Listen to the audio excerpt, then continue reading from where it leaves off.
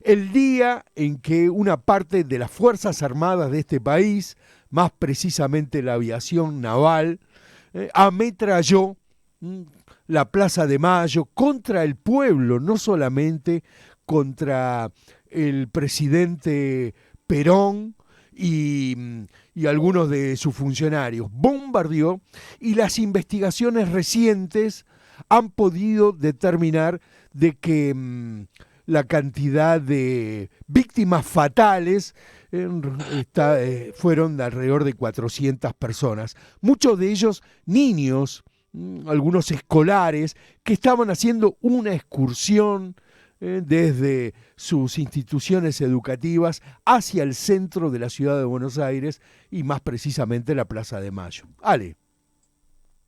¿Sí? Y esas investigaciones recién empiezan y es importante que se aclare porque para que se cumpla nuestro precepto ya de memoria, verdad y justicia, hay que recuperar esa memoria histórica. Ujú. Y en ese sentido, bueno, me parece que nuestro invitado de hoy mucho nos puede decir. Bien, bien.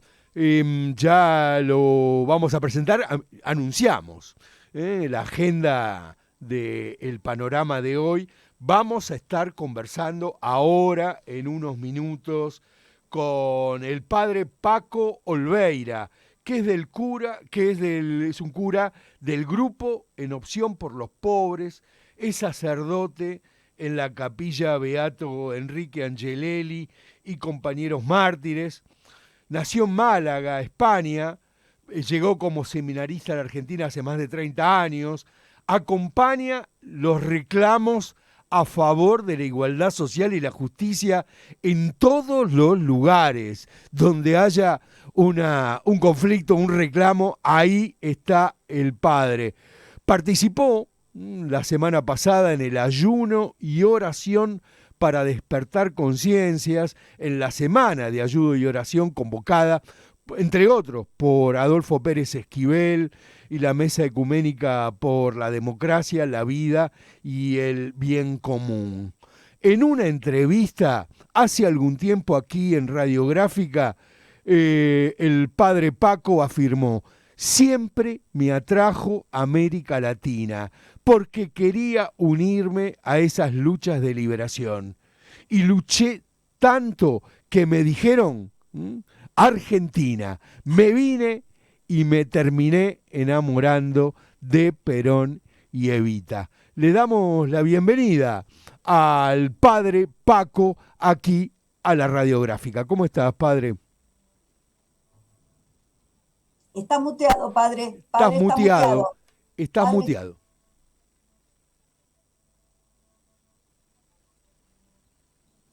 No, no te tenemos. Sí, sí, ahí sí, sí, está. sí, Ahora sí. sí. Perfecto. Perdón, perdón, perdón. Bueno, qué presentación. Buenas tardes. La verdad que bien y contento de hablar con ustedes. Bueno, un gusto, un gusto. Y escribiste algo que lo ponemos en común hace algunas horas. Nos estamos quedando huérfanos. ¿Cómo es imposible empezar esta conversación en el día de hoy sin hablar de esas mujeres imprescindibles que definitivamente cambiaron la historia colectiva de los que habitamos en este Estado-nación llamado Argentina, ¿no? Sí, sin duda, ¿no? Con Tati, que en estos días nos dejó físicamente, pero bueno, yo estoy seguro que está en el cielo, que está con su hijo Alejandro y que además nos deja, bueno, tantísimas enseñanzas, ¿no? Desde que, bueno, que en los peores momentos, si uno pone el cuerpo al final, bueno, se vence y como ella decía siempre, no nos han vencido y lo decía Ujú. últimamente, sobre todo porque realmente estamos viviendo una época tan complicada, muy parecida a la de la dictadura. No nos desaparecen a todos y a todas porque no pueden, los que pensamos distinto, pero realmente es muy, muy, muy parecida en muchísimos aspectos. Y ahí Tati nos decía, no nos han vencido, y es verdad, porque nosotros levantamos algunas banderas que que son eternas, que son la de la justicia, que son la de la igualdad, la de la fraternidad, la de la sororidad. Y ellos nada más que levantan la bandera del dinero y del dinero para ellos, ¿no? Así que eso se pudre más pronto que tarde. Ali. Padre, ¿qué repercusiones le parece que ha tenido esta gesta realmente, esta semana de huelga de hambre en Plaza de Mayo, que ha estado, digamos, acompañada por dos duelos populares, ¿no? El Indio Solari y el de nuestra madre Tati Almeida, ¿no? Sí, a ver, si lo comparamos con una huelga de hambre también de una semana que hicimos en la época de Alberto, pero frente a tribunales, cuando decíamos, y lo seguimos diciendo, ¿no? Que con este poder judicial no vivimos realmente en una democracia. Bueno, y con este poder ejecutivo tampoco, que no cumple las leyes, nos queda como mucho el Congreso en donde, bueno, se dan determinadas batallas y buena parte también no cree en la democracia. Pero sin embargo, en esa época, cuando hicimos frente a tribunales, creo que la repercusión, digamos, popular fue muchísimo más grande, fue fue creciendo durante la semana. También es cierto que eran otros tiempos. Si hoy hubiéramos intentado, como hicimos en tribunales a mitad de semana, bueno, estar en la calle, dar la vuelta al tribunal cada noche, bueno, clarísimamente hubiéramos sido reprimidos, como se nos reprimió en Plaza de Mayo cuando íbamos a hacer la misa ricotera y porque había dos criaturas que estaban tomando un poco de fernet con coca. Y esa fue la excusa para traer a un batallón de la policía de la ciudad, todo pertrechados, y empezar a gasear a la gente. Menos mal que estábamos para decirle, basta de reprimir, ¿qué razón hay? Y se tuvieron que ir yendo, pero es que tienen miedo a que nos juntemos más de dos, tienen miedo a la movilización del pueblo y, y van a intentar por todos los medios que no nos juntemos y también les da bronca que a pesar de todo disfrutemos, joda que decía Tati, ¿no?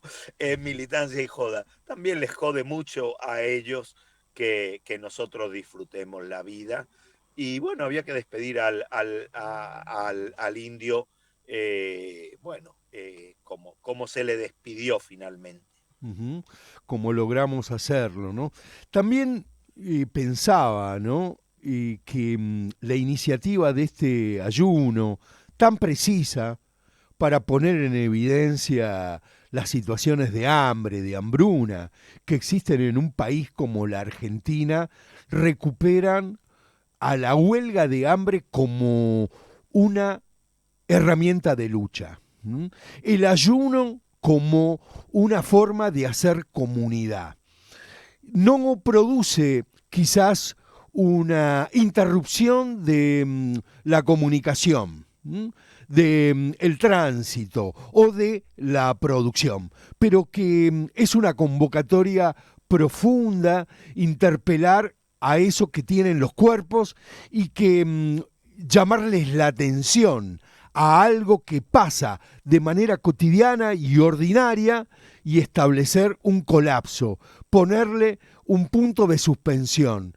Estamos ayunando porque estamos exigiendo poder comer, estamos exigiendo la libertad, estamos exigiendo que paren con tanta crueldad, ¿no? Sí, nosotros usamos una frase que el padre Carlos Mujica utiliza en su meditación en la villa, que es una frase muy profunda, ¿no? Él va pidiendo perdón porque él se puede ir de la villa y ellos no, porque él puede dejar de oler el olor de las aguas servidas, pero ellos no.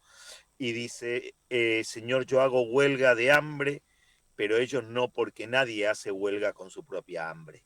Bueno, nosotros, ese gesto fue justamente por los que no pueden hacer huelga porque pasan hambre cada día, no una semana, sino cotidianamente.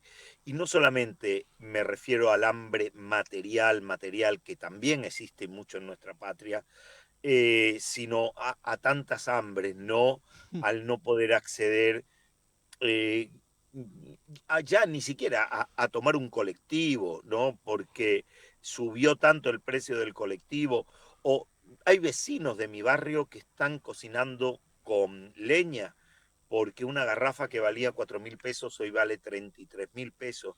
Estamos hablando de garrafas, es decir, personas que no tienen ni siquiera acceso al gas natural cuando nosotros exportamos a medio mundo, ¿no? Y acá te lo venden a 33.000 pesos. Bueno, la verdad que es una vergüenza lo que estamos viviendo y ojalá que ese gesto pequeño, pero haya servido para que no naturalicemos un genocidio por goteo que está ocurriendo en nuestra patria. Padre, hace unos pocos días el Papa León XIV dio a conocer la encíclica Magnificat Humanitas, que es una encíclica de fuerte contenido social y que recupera la tradición del Rerum Novarum y que está también muy vinculada con el peronismo, dado que la doctrina social de la Iglesia es una fuente importantísima para la consideración de la situación de la clase trabajadora, ¿no? Para el peronismo. ¿Qué reflexión podría hacer sobre el aspecto en el cual esta encíclica vuelve al concepto de justicia social? Sí, y trata, a ver, justicia social es algo central en el peronismo, claramente. Vos decías doctrina social de la Iglesia, es central en el Evangelio. Felices los que trabajan por la justicia, ellos serán llamados hijos e hijas de Dios. Felices si los persiguen por practicar la justicia. Del otro lado tenemos a Milei que dice que la justicia social es una mierda y que los que luchamos por ella es que somos unos chorros envidiosos que queremos robarle lo que es suyo, bueno, a los ricos. Bueno, él dice que la propiedad privada es inviolable. No, no es inviolable. Y menos desde una concepción cristiana. También el Papa León XIV escribe, es injusto el que acumula riquezas. Basta, es injusto. Injusto es el que hace algo malo, ¿no? Una injusticia es algo malo. Bueno, acumular riqueza es algo malo, porque clarísimamente en una concepción cristiana y peronista también, este mundo es de Dios y es para todos y para todas. Bueno, León XIV habla de la justicia social, pero habla del tema, bueno, que ya está entre nosotros y que va a marcar nuestro futuro, que es el tema de la inteligencia artificial. Y ahí vuelvo a decir, en la misma línea que Francisco, no se puede dejar las cosas libradas al libre mercado, a que cada uno haga lo que se le cante, perdón la expresión, mi francés tan fino, sino que tiene que haber regulación, tiene que haber una presencia del Estado que regule las cosas, porque si no terminan siendo no para el servicio, sino simplemente para la manipulación y la riqueza de unos pocos. Pone negro sobre blanco la carta encíclica que quienes dominan el despliegue de las tecnologías digitales y desde noviembre de 2022 la inteligencia artificial lo hacen para ampliar las brechas de la desigualdad a escala global, y también denuncia la carta encíclica el colonialismo y la guerra. Es decir, que los principales objetivos de la investigación, y sabemos que está en California, unidos a los poderes financieros globales, tienen como principal finalidad producir conocimiento para mejorar la tecnología de la guerra, ni más ni menos, ¿no? Así que... Y para perseguirnos, para controlarnos, para que puedan saber todo lo que pensamos y dejamos de pensar. Así que claramente me parece que esa encíclica, es un llamado de atención que quizás no pueda hacerlo otra institución que no sea la Iglesia, que con todos nuestros digamos, quilombitos y problemas, es una voz reconocida a nivel de lo social y sobre todo después de Francisco. Uh-huh.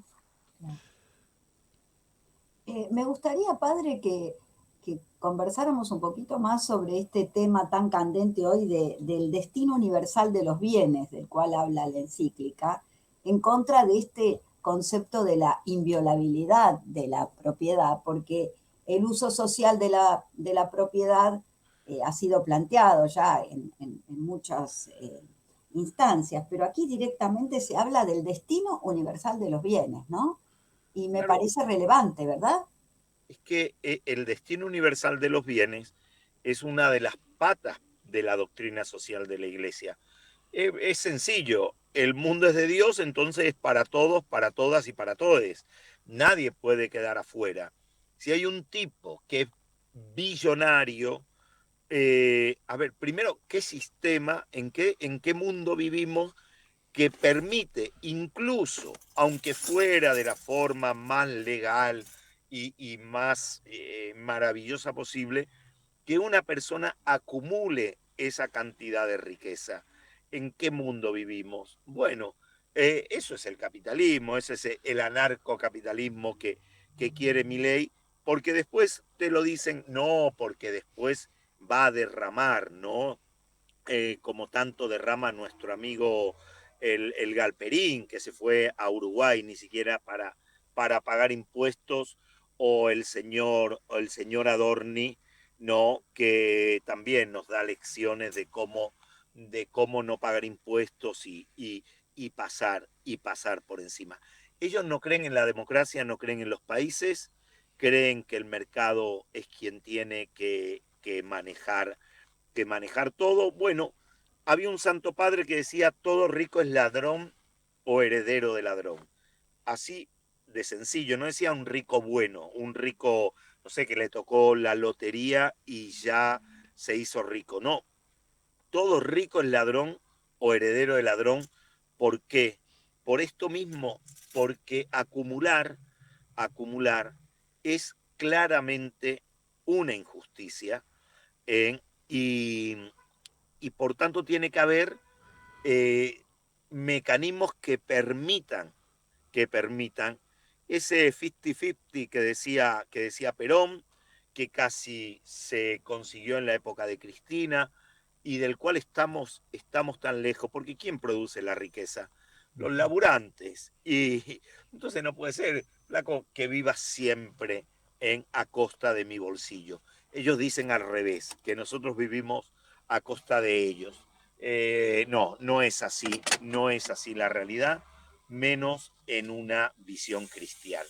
Uh-huh. ¿Qué significado, ¿no?, adquiere este documento? Estos documentos que están en línea con tantos otros, ¿no? Con Fratelli Tutti, con Laudato Si, incluso, como decía recién Alejandra, ¿no? Dialoga con la Rerum Novarum de 1891, fin del siglo XIX, cuando en Europa, sobre todo, se veían los principales efectos y consecuencias de la automatización, de la revolución industrial, ¿no? De lo que significó la automatización en la producción. Pero qué valor y qué significado adquiere para poder pensar, para poder actuar, cuando están faltando otras voces en otros ámbitos de nuestra existencia, cuando nos están faltando voces laicas, diríamos, ¿no?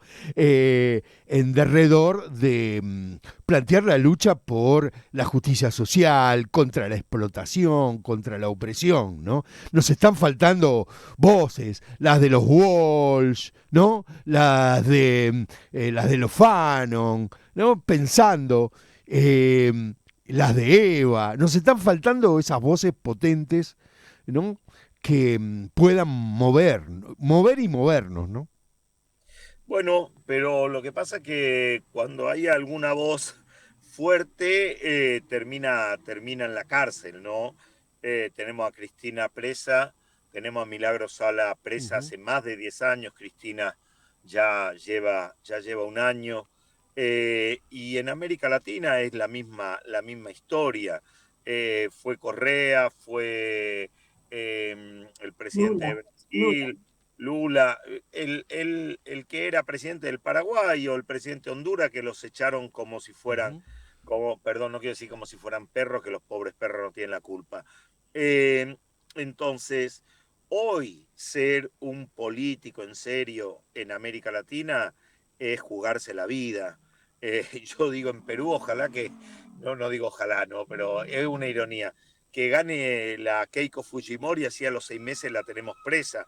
Y esta no porque sea de izquierda, sino porque ahí ya la cosa ya pasó de castaño oscuro. Pero bueno, yo sigo apostando, creo que hay figuras muy importantes en nuestra patria, lo mismo que hablé de Cristina y de Milagro, creo en Kicillof, creo en Grabois, creo que hay mujeres muy valiosas en nuestra patria bueno, que hacen presencia. Así que nada, yo, como decía Tati, no nos han vencido, sigamos, hay que seguir andando nomás, que decía Angelelli, y por ahí creo que tenemos que ir. Muchísimas gracias, padre. Muchísimas gracias. Lo dejamos partir a sus obligaciones y esperamos encontrarnos pronto con usted. Un abrazo muy grande, muchísimas gracias y que bueno, nada, que puedan hacer mucho bien con el programa que tienen. Un abrazo. Muchas gracias, muchas gracias. Después le vamos a enviar la grabación de esta entrevista y nos seguimos encontrando en el aire y también en la plaza, en la calle. Estuvimos, Ale, conversando con el padre Paco Olveira, cura del grupo En Opción por los Pobres, sacerdote de la capilla Beato Enrique Angelelli y compañeros mártires.